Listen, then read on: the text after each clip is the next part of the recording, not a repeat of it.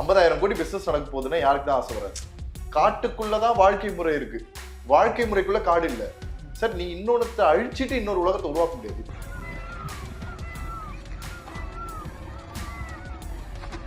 இல்ல சார், எந்த ஒரு வளர்ச்சி திட்டம் கொண்டு வரும் பொழுதும் இழப்புன்னு இருக்குதானே? வளர்ச்சி திட்டங்களுக்கு வேற இடம் இல்லையான்றதானே கேள்வி. ஹைதராபாத்ல ஆல்ரெடி வேலை வாய்ப்புகள் கொட்டி கிடக்கிறது மட்டுமே 50 லட்சம் வேலை வாய்ப்புகள் இருக்கு, ஆள் இல்லை.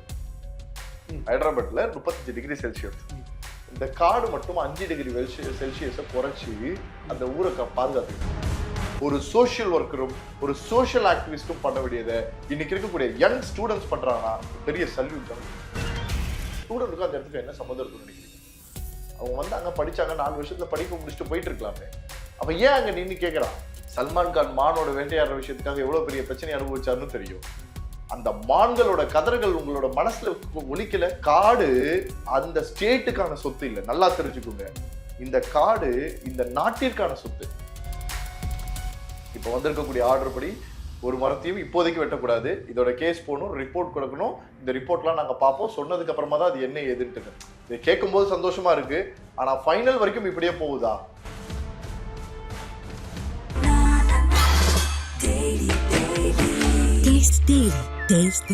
நாமக்கல்ல திருச்செங்கோடு மெயின் ரோட் எர்ணாபுரத்துல இருக்கிற ஸ்பைரோ பிரைம் பப்ளிக் ஸ்கூல்ல +2 போர்டு எக்ஸாம்ஸோட சேர்த்து நீட் அண்ட் JEE கோச்சிங்கும் கொடுத்துட்டு இருக்காங்க. கருப்பை புற்றுநோய் குறித்த சந்தேகங்களுக்கான தங்கம் ஹோப்பை இலவசமாய் அணுகுங்கள். உலக தமிழர்களுக்கு வணக்கம். இது கிங் டிவி. இன்றைக்கு நம்மோடு நேர்காணலில் சுற்றுச்சூழல் ஆர்வலர் திரு ஹரிகிருஷ்ணன் அவர்கள். சார் வணக்கம். சார் வணக்கம். பக்கத்து மாநிலத்தில் ஒரு பதட்ட நிலை, மாணவர்களுடைய போராட்டம், கைது அப்படின்றது எல்லாமே ஒரு காட்டை பாதுகாப்பதற்காக அப்படின்ற மாதிரி இன்னைக்கு தொடர்ந்து முகநூல்ல சமூக வலைத்தளங்கள்ல எழுதப்பட்டு வருது. அடிப்படையில என்னதான் சிக்கலங்க மாணவர்களுக்கு? அதை தாண்டி அந்த காடு எந்த அளவுக்கு முக்கியமானது? நமக்கு எப்படி வீடு முக்கியமோ, நம்மள மாதிரி எவ்வளவோ விலங்கினங்கள் நம்ம ஊர்ல இருக்கு, தாவர இனங்கள் நம்ம ஊர்ல இருக்கு. அது எல்லாத்துக்குமான வீடு தான் அந்த காடு. அவ்வளவுதான் விஷயமே தவிர இந்த உசுரை என்னோட வாழ்க்கை மட்டும்தான், சுயநலமான வாழ்க்கை மட்டும்தான், நான் நல்லா வாழ்ந்தா மட்டும் போதாதுன்னு நினைச்ச மாணவர்கள் தான் இன்னைக்கு போராட்டத்துல இருக்காங்க. இன்னைக்கு கை கொடுக்க வேண்டிய நேரம். ஊரை ஃபுல்லா மரம் வைக்கணும், மரக்கன்றுகள் நட்டு வளர்க்கணும், இந்த தமிழகத்தை பசுமையாக்கணும், இந்திய நாட்டை பசுமையாக்கணும்னு ஒவ்வொரு நாடும். ஏன் ஹைதராபாத்ல இன்னைக்கு பிரச்சனை நடந்துட்டு இருக்கக்கூடிய அந்த இடத்துல வீட்டுக்கு ஒரு மரம் வளர்க்கணும்ன்றத கவர்மெண்ட் கொடுத்துருக்கக்கூடிய இன்ஸ்ட்ரக்ஷனா வச்சுட்டு இப்படி வளர்ந்து காடாக மாறின ஒரு 400 ஏக்கருக்கு மேல இருக்கக்கூடிய பரப்பளவுல இருக்கக்கூடிய இடத்தையே அழிக்கிறதுன்றது இது ஒரு சாதாரணமான விஷயம் இல்லை. இது எப்படின்னா இந்த நம்ம தேவைக்காக இந்த அஜித் சாரோட படத்துல இந்த சிட்டிசன்ற படத்துல அத்திப்பட்டுன்ற கிராமத்தை காலி பண்ற மாதிரி ஒரு கதை தான் இது. என்ன அது தெரியாம காலி பண்ணாங்க, இது தெரிஞ்சே ஓப்பனா காலி பண்றாங்க. இந்த சிக்கலை நம்ம அடிப்படையில ரொம்ப மேலோட்டமா அணுகிறதா நம்ம பார்க்கப்படுறதா? என்ன அடிப்படையில் இந்த கேள்வி முன்வைக்கிறேன்னா, போராடக்கூடிய மாணவர்கள் கல்வி கற்று அடுத்து அவங்க பணியமர்த்தப்படணும். இவங்க என்ன சொல்றாங்க, கிட்டத்தட்ட ஒரு 5 லட்சம் மாணவர்களுக்கு வேலை வாய்ப்பு கிடைக்கும் இந்த இடத்துல ஒரு கட்டிடம் விழுந்தா அப்படின்றாங்க. அப்ப அது அரசு தரப்புல ஒரு நியாயம் தானே? கிட்டத்தட்ட இதுல மூலியமா ஒரு 50,000 கோடி பிசினஸே நடக்கும்ன்றாங்க. அது ஒரு பக்கத்தை யோசிக்க, எல்லா பக்கமும் சொல்லுவாங்க சார். என்ன சொல்லுவாங்கன்னா, டெவலப் ஆக ஆக ஆக நிறைய ஃபெசிலிட்டி கிடைக்கும், நிறைய எம்ப்ளாய்மெண்ட் ஆப்பர்ச்சுனிட்டிஸ் கிடைக்கும், நம்ம ஊர் டெவலப் ஆகுன்றது சாதாரணமா சொல்லப்படுற ஒரு விஷயம். இதெல்லாம் பொய்ன்றீங்களா? இல்ல, இது சாதாரணமா சொல்லப்படுற ஒரு விஷயம். இது உண்மைதான், நான் இல்லைன்னு சொல்ல. ஆனா அது எங்க பண்றீங்கன்னு ஒண்ணு இருக்குல்ல, எங்க பண்ணாலும் அது டெவலப் ஆகும். இன்னைக்கு நீங்க சென்னையை எடுத்துக்கோங்க, ஒரு எக்ஸாம்பிளுக்கு சொல்லுவோம். நம்ம சென்னையில இருக்க மக்கள் தமிழ்நாட்டுல இருக்கவங்க பாக்குறாங்க. சென்னையை எடுத்துக்கோங்க. சென்னைனா எங்க? சென்னை கிண்டிக்குள்ள இருந்து நார்த் மெட்ராஸ் வரைக்கும் தான் சென்னை, அவ்வளவுதான் சென்னை. நீங்க சென்ட் தாமஸ் மவுண்ட்ல இருந்து செங்கல்பட்டு டிஸ்ட்ரிக்ட்ல வருது சென்னை. அதுவே சென்னையில இருக்கவங்களுக்கு தெரியாது, நான் சென்னை தான் சொல்லிப்பாங்க. ஆனா சென்னையில இருக்கக்கூடிய IT நிறுவனங்களும் கம்பெனியும் எங்க இருக்கு?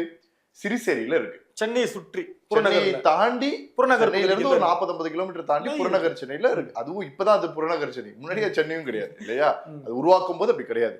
ஆனால் அங்கேயும் இதே மாதிரி பல லட்சம் வேலை வாய்ப்புகள் உருவாயிருக்கு, எல்லாம் நடந்திருக்கு. அதுக்குன்னு எல்லாரும் கஷ்டப்பட்டுட்டு இருக்காங்களா என்ன?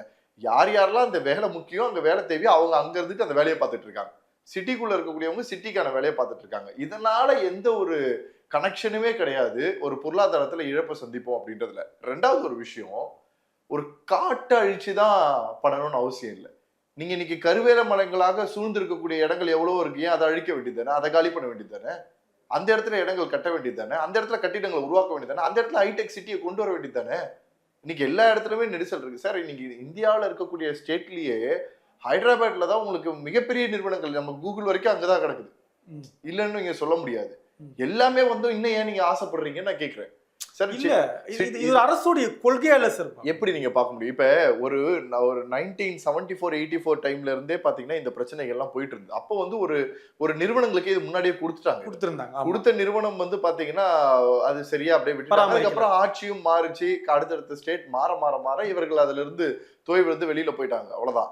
பட் ஆனா திருப்பி அதுக்கப்புறம் கவர்மெண்ட் எடுத்தோடனே நினைக்குது, ஆகா ஒண்ணும் இல்லை, நம்ம ஊர்க்காரங்களுக்கு புரியுற மாதிரி சொல்லணும்னா, நம்ம சிட்டில இருக்கிறோம், கிண்டியில இருக்கக்கூடிய அண்ணா யூனிவர்சிட்டி பக்கத்துல ஒரு பெரிய இடம் கிடைக்குது, இந்த இடத்த நம்ம ஒரு ஹைடெக் சிட்டியா மாத்திடுவோம் அப்படின்னு வந்து ஒரு வார்த்தையை சொல்றாங்க. இத நம்ம ஊர்ல இருக்கக்கூடியவங்க திடீர்னு பார்த்தாங்கன்னா அது என்ன ஹைடெக் தானே, மாத்திட்டு போகணும் தான் தோணும்.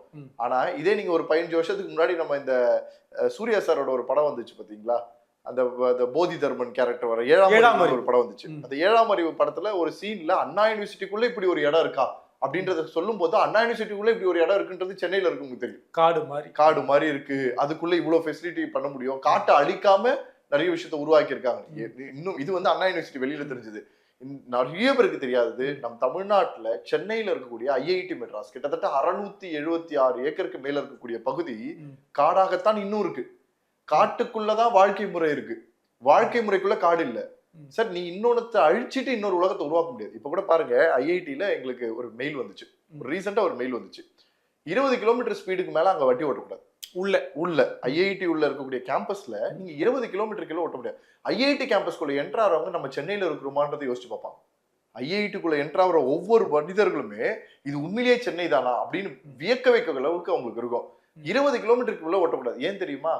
அந்த இடத்துல வந்து மான்கள் இருக்கு, பாம்பு இருக்கு, கிட்டத்தட்ட 250க்கும் மேற்பட்ட விலங்குகள் இருக்கு, 700க்கும் 800க்கும் மேற்பட்ட நிறைய எல்லாமே இருக்கு, நிறைய விஷயங்கள் ஒரு இதுவா இருக்கு. ஒரு குளத்தை அப்படியே ஒழிச்சிருக்காங்க.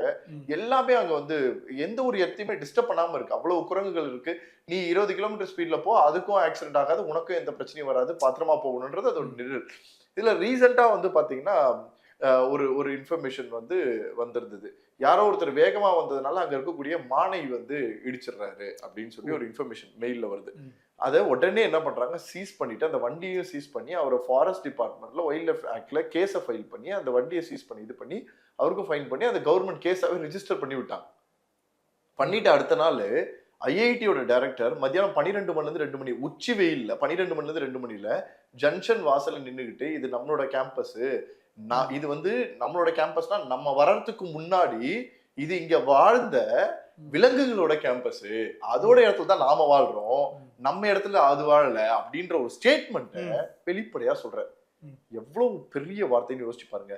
இந்த உலகத்துல இப்ப நம்ம வாழ்ற எல்லா வாழ்க்கையும் இருக்குல்ல, இது எல்லாமே எல்லா உயிரினங்களுக்கான வாழ்க்கை. 1 லட்ச ரூபா கொடுத்து நீ காசை கொடுத்து ரெஜிஸ்ட்ரேஷன் ஆபீஸ்ல ரெஜிஸ்டர் பண்றா உண்டுன்னு மாறிடுமா? அது இன்னைக்கு நகரமயமாக்கப்பட்டதுல நடந்த விஷயங்கள் மட்டும்தான். அப்ப அந்த வாழ்க்கையை நீ வாழும்போது உனக்கான எல்லா வாய்ப்புகளும் இருக்கும்போது நீ ஒரு இடத்தையே அழித்து நீ உருவாக்க முடியாது சார். அந்த வீடியோவை பாத்தீங்கன்னா அந்த மயில்களும் மான்களும் அழுகக்கூடிய அந்த அந்த அந்த அந்த ஆக்ரோஷங்களான சவுண்ட் இருக்குல்ல, எந்த மனுஷனையும் தூங்க விடாது சார். ஒரு சாதாரணமான நாய் ரோட்ல அடிபட்டு இருந்ததுன்னா அதை பார்த்தே எங்களால் நிம்மதியா இருக்க முடியாது. ஒரு ஆக்டிவிஸ்டாக, ஒரு சமூகம் சார்ந்து, ஒரு விலங்கினங்கள் சார்ந்து பயணிக்கக்கூடிய எங்களுக்கு அப்படி இருக்குன்னா, ஒட்டுமொத்தமா ஒரு காட்டையை அழிக்கிறீங்க. இப்ப சொல்றேன், இந்த 50,000 கோடி ரூபாய் வருது, இவ்வளவு பேருக்கு வேலை வாய்ப்பு கிடைக்குதுன்றதெல்லாம் சொல்றீங்களே, அங்க இருக்கக்கூடிய உசுர அழிச்சுதான் ஒரு வேலை கிடைக்கணுமா? இல்ல சார், எந்த ஒரு வளர்ச்சி திட்டம் கொண்டு வரும் பொழுதும் வந்து இழப்புன்னு இருக்குதானே. வளர்ச்சி திட்டங்களுக்கு வேற இடம் இல்லையான்றதானே கேள்வி. நீங்க காடு, இப்ப நீங்க சொல்ற பத்தி பாத்தீங்கன்னா இது ஒரு புறம்போக்கு இடம்ன்றதுதான் ஒரு மாடல், ஓகேவா? ஊருக்குள்ள எல்லா இடத்துலயுமே புறம்போக்கு இடங்கள்னு நிறைய இருக்கும். ஆனா அந்த புறம்போக்கு இடங்கள் காடாக மாறினதுக்கு அப்புறமா அது வைல்ட் லைஃப் கண்ட்ரோல் தான். அங்க விலங்குகள் உயிர் வாழும் போது அது வைல்ட் லைஃப்குள்ள வந்துருது. அப்போ புறம்போக்கு இடங்களாக இருக்கிறதுக்கு வாய்ப்பே கிடையாது. நீங்க சாதாரணமான ஒரு காக்கா குருவி சார், நீங்க இந்த சிங்கப்பூர் சலன் படத்துல வர ஒரே படங்கள் தான் எக்ஸாம்பிளா இப்ப பார்க்க வேண்டியதா இருக்கு போல இருக்கு. இந்த கிளைமேக்ஸை சொல்லும் போது கடைசியில அந்த இடத்துல வந்து அந்த புறாக்களும் அந்த பறவைகளும் அந்த இடம் வாழ்ந்த இடம், அந்த இடத்த தான் நீ கட்டியிருக்க அப்படின்னு சொல்லும் போது அதுல ஒரு எமோஷனை கனெக்ட் பண்ணுவாங்கல்ல. நம்மளாம் படத்தை பார்த்து கை தட்டிட்டு இருக்க ஜனம் இப்படிதான் இருக்கும். நம்மளுக்கு வந்து எப்பவுமே நாம வளரணும், நம்மளோட இடத்த வளரணும்ன்றத மட்டும் தான் யோசிச்சுக்கிட்டே இருக்குமே தவிர, இந்த உலகம் எல்லாருக்குமான உலகம்ன்றதை நம்ம புரிஞ்சுக்கிறதே இல்லை. இது ரொம்ப மிகப்பெரிய அடிப்படையாவே இதற்கு ஆதரவாக பேசுறதே மிகப்பெரிய தவறுன்னு நினைக்கிறேன் நான். இல்ல சார், நான் என்ன அடிப்படை புரிதலுக்காக நான் கேட்கிறேன். தொடர்ந்து அரசு ஒரு திட்டத்தை கொண்டு வராங்க. அரசு கொண்டு வர திட்டத்துல நீங்க அதுல ஊழலாம் தாண்டி அவங்க வெளிப்படையா இது மக்களுக்கான திட்டமா இருக்கு. ஏன்னா நீங்க போராடிட்டு இருக்க மாணவர்கள் தான் அங்க வேலைக்கு வரப்போறீங்க. நீங்க சொல்றதுல ஒரு நியாயம் இருக்குல்ல சார். இவ்வளவு பேருக்கு வேலை கிடைக்கும், இவ்வளவு விஷயம் இருக்கு, அதுக்காக இன்னொரு உசுரை அடிச்சா தப்பு என்ன அப்படின்றதுக்கே சிம்பாலிக்கான மாடல்ல தான் இது சிந்திக்கிற மாதிரி இருக்கும். நீங்க அதை சொல்லல, அதை சொல்றீங்க. இல்ல ஒரு எக்ஸாம்பிள் நான் சொல்றேன், அப்படியே வச்சுப்போம். இல்ல நீங்க பொதுவான கருத்துக்களின் அடிப்படையில் கேள்வி கேட்கறீங்க, நான் தவறு சொல்லல. பட் ஆனா இதற்கு அடிப்படையில் இருக்கிறது அதுதான். இது நல்லா இருக்கணும்ன்றதுக்காக, நான் 5 லட்சம் பேர் நல்லா இருக்கணும்ன்றதுக்காக 50,000 பேர் சாவடிச்சா தப்பு இல்லை. அது நியாயமானதுன்னு சொல்லவே கூடாதுன்னு சொல்றேன். நீங்க 5 லட்சம் பேர் இருக்குல்ல, ஹைதராபாத்ல ஆல்ரெடி வேலை வாய்ப்புகள் கொட்டி கிடக்கிறது மட்டுமே 50 லட்சம் வேலை வாய்ப்புகள் இருக்கு. இருக்கட்டுமே சார், வளரட்டும். 50 லட்சம் வேலை வாய்ப்புகள் இருக்கு, ஆள் இல்ல. இருக்கிற வேலையை பாக்குறதுக்கு ஆள் இல்ல. புதுசா வேலையை உருவாக்கணும் யாரும். அப்படியா? ஆமா சார், சென்னையில இருக்கு, இந்தியா முழுக்க இருக்கு. இன்னைக்கு தமிழகம் முழுக்க எல்லா இடத்துலயுமே வேலை வாய்ப்புகள் இருக்கு. ஆனா வேலை பார்க்க ஆள் இல்ல. எத்தனை ஊர்ல, எத்தனை கிராமத்துல படிச்சு முடிச்சுட்டு இன்னும் வேட்டியை கட்டிக்கிட்டு சும்மா வீட்டுல கெத்தா சாப்பாடு சாப்பிட்டு காலைல டிஃபனும் மத்தியானம் லஞ்சும் நைட்டு டின்னரும் சாப்பிட்டு போயிட்டு வரதான் வாழ்க்கைன்னு வாழ்றவங்க தான் 45% பேர் இருக்காங்க. 45% பேர் இருக்காங்க. வேலை இருந்தும் வேலை வாய்ப்பு இருக்கு இல்ல. ஹைதராபாத்ல இதை ஓபன் பண்ணீங்கன்னா ஹைதராபாத்காரன் ஒன்னும் வாழ மாட்டான். இது ஹைதராபாத்காரன் கிடையாது, ஒவ்வொரு இந்தியனும் வாழ்வாங்க அப்படின்னு சொல்ல முடியாது இல்ல. எங்க இருந்து இப்ப இறக்குறாங்கன்னு தெரிய மாட்டேங்குது. இன்னைக்கு இந்தியால வேலை பாக்குறவங்க எல்லாருமே இந்தியக்காரர்களாக இருக்காங்க. நீங்க பல இடத்துல போய் பாருங்க, நேபாள்ல இருந்து வேலை பார்த்துட்டு இருக்காங்க, பல ஊர்கள்ல இருந்து வேலை பார்த்துட்டு இருக்காங்க, ஸ்ரீலங்கால இருந்து வேலை பார்த்துட்டு இருக்காங்க. ஏன் சார் அப்படி பார்த்தா எல்லாருக்கும் வாய்ப்பு தானா? அப்படி பாத்தீங்கன்னா இந்தியருக்கு வாய்ப்பு சொல்ல மாட்டேன், உலகத்துல இருக்கக்கூடிய எல்லாருக்கான வாய்ப்பு தான் சொல்லுவேன். ஆனா அந்த வாய்ப்பை எதை அழிச்சு உருவாக்கணும், எதற்காக உருவாக்கணும்னு ஒரு கேள்வி இருக்குல்ல. ஆல்ரெடி நகரமயமாக்கப்பட்ட ஒரு சிட்டி, நல்லா போயிட்டு இருக்கக்கூடிய ஒரு சிட்டி, வாய்ப்புகள் அதிகமாக கொட்டி இருக்கக்கூடிய சிட்டி, அதே இடத்த பயன்படுத்தி நகர்ந்துகிட்டே இருக்கக்கூடிய ஒரு சிட்டி, நல்லா போயிட்டு இருக்கக்கூடிய இடத்துல எதற்கு ஒரு காடை நீங்க அழிக்கணும் அப்படின்றதான் விஷயம். அப்படி நீங்க அழிக்கணும்னு நினைச்சு நீங்க யோசிச்சு பாருங்க, ஒரு காடை உருவாக்கணும் எவ்வளவு வருஷம் ஆகும் தெரியுங்களா? ஒரு காடு தானா உருவாயிடுமான்னு தெரியுமா? இன்னைக்கு நாங்க படுற கஷ்டம் எங்களுக்கு தான் தெரியும். ஒரு இடம் முதல்ல கிடைக்கணும், ஒரு வெட்லேண்டோ அல்லது ஒரு வேஸ்ட் லேண்டோ கிடைச்சி அது அரசாங்கத்துக்கிட்ட பர்மிஷன் வாங்கி இப்ப எங்களால உருவாக்க முடியறதுலாம் மியாவாக்கி ஃபாரஸ்ட் தான். வெறும் மியாவாக்கி ஃபாரஸ்ட் உருவாக்கிக்கிட்டு இருக்கோம். உண்மையான காடுகள் கிடையாது அது. ஆனால் காடுகள் மாதிரியான ஒரு இடத்தை உருவாக்குறோம். ஏன்? பசுமையாக்க. சரி, இப்படி சொல்றீங்களே, இவ்வளவு பேருக்கு வாய்ப்பு கிடைக்கும்னு சொல்றீங்கல்ல, நான் இப்படி கேட்கிறேன். இன்னைக்கு அங்க இருக்கக்கூடிய வெப்பநிலை 35 டிகிரி செல்சியஸ்னு வச்சுக்கோங்க. ஹைதராபாத்ல 35 டிகிரி செல்சியஸ். இந்த காடு மட்டும் 5 டிகிரி செல்சியஸை குறைச்சி அந்த ஊரை பாதுகாத்துக்கிட்டு இருக்கு. நீங்க அழிக்கும் போது 35-40 டிகிரி ஆகும். மனித உயிர்கள், விலங்கினங்கள் உயிர்கள் மட்டும் கிடையாது, மனித உயிர்களும் போகும். எத்தனை பேர் சுருண்டு விழுறத பாக்குறோம், எத்தனை பேர் பாதிப்படுறதை பாக்குறோம். சார் இன்னும் ரொம்ப சிம்பிளா சொல்றேன், கிளைமேட் சேஞ்ச் ஏன் அதிகமா பேசுறோம்? ஏன் பேசுறோம்? ஏன்னா இந்த உலகம் எப்ப எதை மாறுதுன்னு தெரியாம அனுபவிச்சு பார்த்துட்டு இருக்கோம். வயநாட்டுல ஏற்பட்ட நிலச்சரிவில் ஆரம்பிச்சு, தமிழகத்தில் ஏற்படக்கூடிய வெள்ளங்கள்ல ஆரம்பிச்சு, ஒவ்வொரு ஊர்லயும் ஏற்படக்கூடிய ஒவ்வொரு பாதிப்பும் பார்த்துக்கிட்டு இருக்கோம். திரு ஹரிகிருஷ்ணன் அவர்கள் ரொம்ப மிகையா சொல்றாரு, ஒரு காட்டை அங்க அழிக்கிறதுனால மிகப்பெரிய அளவுல இந்த ஒரு காடு 1000 காடாக மாறுறதுக்கு இதுதான் முதல் கையெழுத்துன்னு நான் சொல்றேன். நீங்க எப்படி பாக்கணும்னு ஒண்ணு இருக்கு இல்லையா? சரி, நம்ம எல்லா இடத்துலயுமே அதுதான் நான் சொல்றேன். இன்னைக்கு நான் என் வீடு இருக்கு சார், என் வீடு கிளீனா இருக்கணும்னு நான் நினைக்கிறேன், தப்பு கிடையாது. நான் வீடு சுத்தமா வச்சுக்கணும்னு நினைக்கிறேன். ஆனா மத்தவங்க வீடு குப்பையா இருந்தா பரவாயில்லன்னு சொல்லி குப்பையை தூக்கி போறது சரியா? தவறுதான், பொதுவான தப்பு இல்ல. அப்ப அந்த குப்பையை அப்புறப்படுத்துறதுக்கு முதல்ல ஒரு சிஸ்டம் இருக்கணும். அந்த குப்பையை சரியா கையாளுறதுக்கு ஒரு ஆளுங்க இருக்கணும். அதை எடுத்துட்டு போய் டிஸ்போஸ் பண்றதுக்கு ஒரு ஆளுங்க இருக்கணும். அதை திருப்பி மறுசுழற்சி பண்ணி அது இயற்கைக்கு தீங்கு விளைவிக்காத அளவுக்கு பண்றதுக்கு ஒரு டெக்னிக்கல் சிஸ்டம் இருக்கும். இதெல்லாம் இருந்தா தான் ஒரு வீட்டுல இருந்து ஒரு விஷயம் வெளில போனாலும் திருப்பி இது சுழற்சி முறையில இந்த உலகத்தை வாழ வச்சுக்கிட்டே இருக்கும். இதான் ஒரு பேசிக் சிம்பிள். வெறும் நான் பார்க்கும்போது என் வீட்டுல குப்பையா இருக்கக்கூடாது, ஆனா பொதுப்படையில பார்க்கும்போது இவ்வளவு விஷயங்கள் இருக்கு. அப்படிதான் ஒரு காடை நீங்க அழிக்கிறீங்க அப்படின்னாலும், ஒரு மரத்தையே சார் நீங்க ஈரோடுல போய் பாருங்க, ஒரு பனை மரம் என்ன பண்ணாங்கன்னா, அந்த பனைமரம் வளரணும்னா கிட்டத்தட்ட 80 வருஷம் ஆகும். ஒரு பனைமரம் வளர்றதுக்கு 80 வருஷத்துக்கு மேல ஒரு லைஃப் இருக்கு ஒரு பனைமரத்துக்கு. ஒரு பனைமரம் வளரணும்னா நார்மலா அது மரமா தெரியறதுக்கு 10-15 வருஷம் ஆகும். முதல் 2 வருஷம் கீழே வளரும். ஒரு பனைமரம் அந்த ஊருக்கே இருக்கக்கூடிய சுத்தி தண்ணி கொடுக்கக்கூடிய சக்தி உண்டு. அடிமுடி இதுல இருந்து ஆரம்பிச்சு மேல இருக்கிற வரைக்கும் ஃபுல்லா அதுக்கான எல்லாமே இயற்கைக்கும் நம் மனிதர்களுக்கும் திருப்பி கொடுக்கக்கூடிய ஒரே ஒரு விஷயம், அழிவில்லாத ஒரே இடம் அதான். அதை அழிக்க போறாங்கன்னு உடனே ஒரு டீம் என்ன பண்ணுது, சிறகுகள்னு ஒரு டீம், ஈரோடு சிறகுகள்னு ஒரு டீம் ஒரு குரூப்பை ஃபார்ம் பண்ணி அதை வேரோட அந்த பனை மரத்தை எடுத்து இன்னொரு இடத்துல வச்சுக்கிறாங்க. அடிச்சு அதற்கு உயிரை கொடுக்குறாங்க. நிக்குமா சார் அந்த மாதிரி? பண்ற முடியுது, பண்றாங்க. வெளிநாடுகள்ல இருந்து இன்னைக்கு வரைக்கும் பண்ண முடியுது. ஆனால் நாம் அதுக்கு மூவ் ஆகல. நம்மளை பொறுத்த வரைக்கும் என்ன, அடிச்சு உடைச்சு தள்ளணும். ஏன்னா வேலை சீக்கிரம் முடியும். ஒரு உசுராக நம்ம அதை பாக்குறது இல்லைல்ல. இன்னைக்கு நீங்க அந்த காலை நீங்க சார் இன்னைக்கு ஸ்டூடெண்ட் வந்து நின்றுட்டு இருக்காங்கன்னு சொல்ல, ஸ்டூடெண்ட்டுக்கும் அந்த இடத்துக்கு என்ன சம்மந்தம் இருக்குன்னு நினைக்கிறீங்க? அவங்க வந்து அங்க படிச்சாங்க, 4 வருஷத்துல படிப்பு முடிச்சுட்டு போயிட்டு இருக்கலாமே. அவன் ஏன் அங்க நின்று கேட்கறான்? அவன் ஏன் அந்த விஷயத்த பேசுறான்? அது என்னோட இன்னொரு உசுரா பாக்குறான், என் தம்பியா பாக்குறான். சரி சரி, அதெல்லாம் விட்டுருங்க சார்.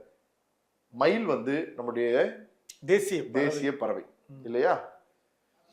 மான வேட்டையாடுனா எவ்வளவு கடுமையான சட்டங்கள் இருக்குன்னு எல்லாருக்குமே தெரியும்.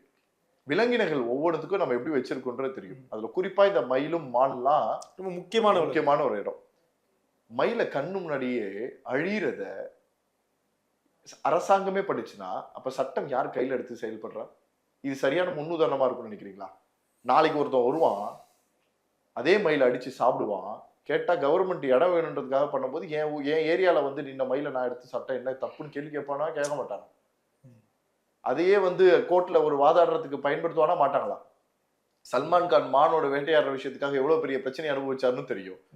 அந்த மான்களோட கதறுகள் உங்களோட மனசுல ஒலிக்கல சார்? அந்த ஜேசிபி ஆப்ரேட் பண்றவனுக்கு தெரியல, அங்க இருக்க ஓடுது சார். நீங்க ஓடிடுச்சு, எல்லாமே தப்பிக்க ஓடிச்சு. மான்ல இருந்து, மயில்கள்ல இருந்து, மலைப்பாம்புகள்ல இருந்து, தாவர இனங்கள் சார். கிட்டத்தட்ட 1000க்கும் மேற்பட்ட தாவர இனங்கள், 267க்கும் மேற்பட்ட பறவைகள், அவ்வளவு பாம்புகள், அவ்வளவு மான்கள், அவ்வளவு மயில்கள், ஒரு உலகமே உருவாகி இருக்கக்கூடிய ஒரு இடத்துல பதறி அடைச்சிட்டு ஓடக்கூடிய ஒரு இடம் நடக்குது. அதுங்க பதறிச்சா அதுங்களோட குட்டியும் குஞ்சாகவும் முட்டையாகவும் அந்த இடத்துல இருந்ததெல்லாம் எரிஞ்சு சாம்பல் ஆயிடுச்சு. யோசிச்சு பாருங்களேன். இதற்காக பேசுறதுக்கு இன்னும் சட்டையை, நீ ஒரு ஸ்டூடெண்டோட சட்டையை பிடிச்சி இழுத்துட்டு போறீங்க, காலரை பிடிச்சி இழுத்துட்டு போறீங்க, அப்பேற்பட்ட ஒரு அராஜகத்தை நீங்க காட்டுறீங்க. எதுக்கு? அவன் என்ன உங்க அரசாங்கத்தையா தப்பா பேசினா? என் காட்டை அழிக்காதீங்கன்னு தானே கேட்கிறான். காடு அந்த ஸ்டேட்டுக்கான சொத்து இல்லை, நல்லா தெரிஞ்சுக்கோங்க. இந்த காடு இந்த நாட்டிற்கான சொத்து. அமேசான் காடு எப்படி இந்த உலகத்திற்கே ரொம்ப பெரிய உசுராக பாக்குறாங்கன்னா, ஏன் இந்த உலகமே வெப்பமயமாதல இருந்து தடுப்பதற்கு அமேசான் காடு ஒரு மிகப்பெரிய பங்கு வகிக்குது. அதே தானே இங்கேயும். ஒவ்வொன்றுத்தையும் நீங்க அப்படிதான் டைனோசர் அழிச்ச காலங்கள்ல ஆரம்பிச்சு ஒவ்வொன்னா அழிக்க ஆரம்பிச்சு இன்னைக்கு வந்து அதற்கான நிறைய விஷயங்கள் அழிந்து போய் இன்னைக்கு அழியாத ஏதாவது ஒரு உயிரினங்கள் இருக்கா, அதை பாதுகாக்கிறது எப்படி பாதுகாக்கிறது, அதற்கு எப்படி வந்து இது பண்றது, அதை எப்படி மீட்டெடுக்கிறது, திருப்பி அதை எப்படி வந்து இனப்பெருக்கம் பண்ணி பெருசாக்குறதுன்னு யோசிச்சுக்கிட்டு இருக்கீங்க. இருக்கிறத விட்டுட்டு யோசிச்சு என்ன பிரயோஜனம்? ஏன்னா இன்னைக்கு நீங்க சமூக ஆர்வலர்ல போய் கேட்டீங்கன்னா அவ்வளவு தெரியும் சார். அவ்வளவு வலிகளும் வேதனைகளும் சமூகம் சார்ந்த. இன்னைக்கு சென்னை மாநகரமே பாருங்க, மாநகரம் ஆனதுல இருந்து ஒரு மரக்கன்று வைக்க முடியாது, முழுக்க முழுக்க சிமெண்ட் சாலை. ஒரு பக்கம் தண்ணி ட்ரைனேஜ், இன்னொரு பக்கம் ஈபி லைன், 2 பக்கமும் முடிஞ்சிருச்சு. எங்க மரம் வைப்பீங்க? மரம் வைக்க இடமே இல்லை. அப்ப வெப்பம் இப்படி இல்லாம எப்படி இருக்கும்? இன்னைக்கு ஒவ்வொரு பேருந்து நுழைக்குடையிலும் என்ன பண்ணிட்டு இருக்கோம்? ஒரு ஸ்கிரீனை போட்டு சிக்னல்ல நிற்கும் போது வெயில்ல இருந்து குறைக்கிறோம். அதுக்கு முன்னாடி ஸ்கிரீனே இல்லாம அந்த நிழல் குறைஞ்சுதான் இருக்கு. ஒரு சில இடங்கள் தான் பாதுகாக்கப்பட்டுச்சு. அடையாறுல இருக்கக்கூடிய அந்த பெசநகர் போற இடங்கள் பாருங்க. ஏன் நம்ம ஹைதராபாத்ல விட்டு தமிழ்நாட்டிலையும் சென்னையிலையும் பேசுறோம்னா, சென்னையை எக்ஸாம்பிளா பாக்குற அதே எக்ஸாம்பிள் தான் ஹைதராபாத்லயும் நடக்கும், அதே எக்ஸாம்பிள் தான் டெல்லியிலயும் நடக்கும், அதே எக்ஸாம்பிள் தான் மும்பையிலும் நடக்கும், அதே எக்ஸாம்பிள் தான் இமாச்சல பிரதேஷ்லயும் நடக்கும். எல்லா ஊர்லயும் இயற்கைன்றது ஒரே மாதிரி தான், அது மாறவே போறது கிடையாது. ஆனால் மனிதர்களாக நமக்கு ஏத்த மாதிரி மாத்தி அதை அழிச்சு இந்த உலகத்தை உசுர கொண்டு வந்துட்டோம். எப்படி ஒரு கருவறையிலிருந்து ஒரு அம்மா 10 மாசம் கஷ்டப்பட்டு ஒரு குழந்தையை பெத்தெடுத்து வெளியில வந்து அந்த அம்மாவை நாம் எப்படி பார்க்கிறோமோ, எவ்வளவு முக்கியமான உசுராக பார்க்கிறோமோ, அப்படிதான் ஒரு தாவரத்திலிருந்து வரக்கூடிய ஒரு தாவரம் முதற்கொண்டு அனைத்து விலங்கினங்களும் இந்த உலகத்திற்கு சமமானதுன்ற எண்ணம் நமக்கு வரலன்னா, நாளைக்கு நமக்கும் இந்த அழிவுதான் வரும். நம்ம வீடும் ஒருத்தன் வெடிச்சு தள்ளுவான், நமக்கு வேண்டியதும் ஒருத்தர் செஞ்சுட்டு தான் இருப்பான். ஆக்கிரமிப்பு பண்ணவர்களை விட்டுட்டு எதுவாக உருவான ஒரு உலகத்தை அழிப்பதுன்றது வந்து இந்த உலகத்தோட மிகப்பெரிய சாபக்கேடு. இப்படி போச்சு அப்படின்னா, ஏன்னா இப்பதான் ரீசெண்டா புஷ்பா கேஸ்ல பெருசா அவர் வந்து எனக்கு தெரிஞ்சு இது வந்து ஒரு ட்ரெண்டிங் செட் பண்ணி வச்சுக்கிட்டே இருக்காங்கன்னு நினைக்கிறேன் அரசாங்கம். இது வந்து கண்டனம் தெரிவிக்க வேண்டிய இடம்.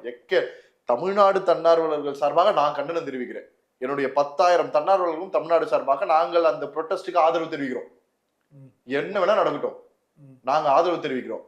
எப்ப வேணாலும் போய் நிற்போம், அவர்களுக்காக குரல் கொடுப்போம். இங்க கூட அதை பண்ண முடியும். இங்க பண்றதுல பிரயோஜனம் இருக்காதுன்றதுக்காக அங்க பண்றோம். பட் ஆனா பெரிய நல்ல விஷயம் என்ன, சுப்ரீம் கோர்ட் சொல்லிடுச்சு ஒரு மரத்தை இப்ப வெட்டக்கூடாதுன்ட்டு. இப்ப வந்திருக்கக்கூடிய ஆர்டர் படி ஒரு மரத்தையும் இப்போதைக்கு வெட்டக்கூடாது, இதோட கேஸ் போகணும், ரிப்போர்ட் கொடுக்கணும், இந்த ரிப்போர்ட்லாம் நாங்க பார்ப்போம், சொன்னதுக்கு அப்புறமா தான் அது என்ன ஏதுன்ட்டு. இதை கேட்கும்போது சந்தோஷமா இருக்கு, ஆனா ஃபைனல் வரைக்கும் இப்படியே போகுதா அப்படின்றதான் எங்களோட மிகப்பெரிய ஒரு விஷயமும். அது வரைக்கும் இந்த விஷயங்கள் தொடர்ந்துகிட்டே தான் இருக்கும். அரசு போதிய விழிப்புணர்வு இல்லாம செயல்பட்டுடுச்சுன்னு நினைக்கிறீங்க, அது தெரிஞ்ச நடந்திருக்குன்னு நினைக்கிறீங்க சார்? பணம் வெரி சிம்பிள், தெரிஞ்சு பணம் தான்.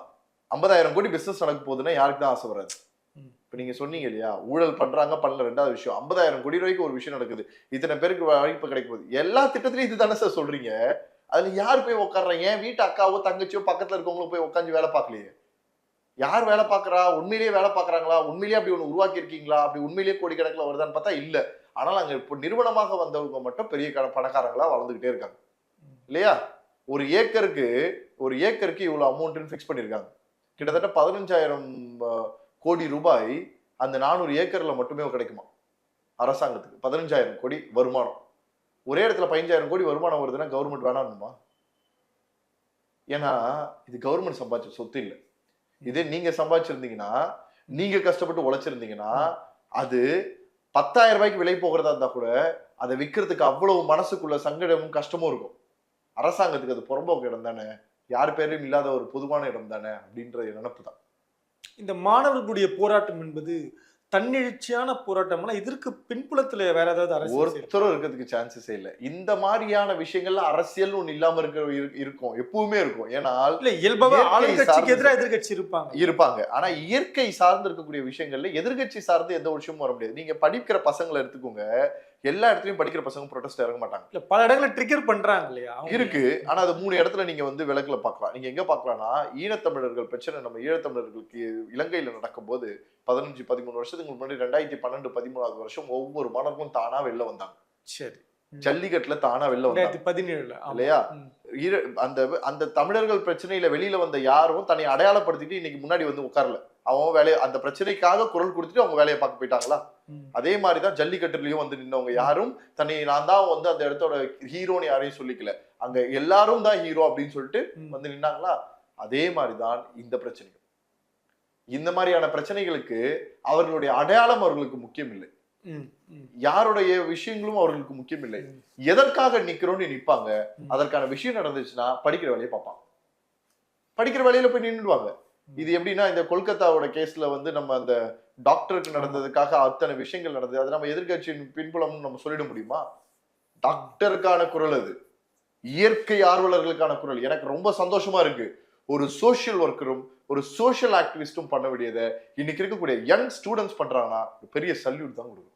மாணவர்களுடைய போராட்டம் தொடர்ந்து வெற்றி அடைய நம்மளும் வாழ்த்து தெரிவிப்போம் சார். ரொம்ப நன்றி.